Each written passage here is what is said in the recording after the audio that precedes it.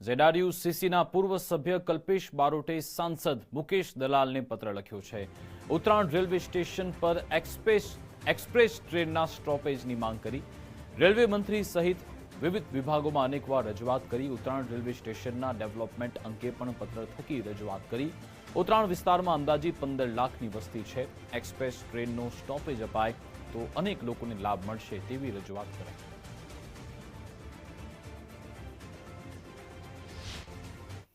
સુરત બાદ પહેલું station Baroda division આવે. બરોડા ડિવિઝનમાં ઉત્તરાયણ સ્ટેશન પહેલું સ્ટેશન આવે છે.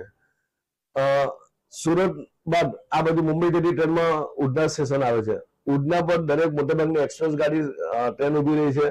ત્યારે આ બાજુ સુરત બાદ બરોડા ડિવિઝનનું પહેલું સ્ટેશન ઉત્તરાયણ આવે છે. ઉત્તરાયણ સ્ટેશન પર કેટલા સમયથી મારી માંગણી છે કે એક્સપ્રેસ ગાડી સ્ટોપેજ આપવામાં આવે કે ઉત્તરાયણને અડીને કોસાળ, વરિયાવ, ટાળવાડી, છાપરાપાટા, મોટા વરાછા, વેલંજા જેવા ગામમાં આવેલા છે.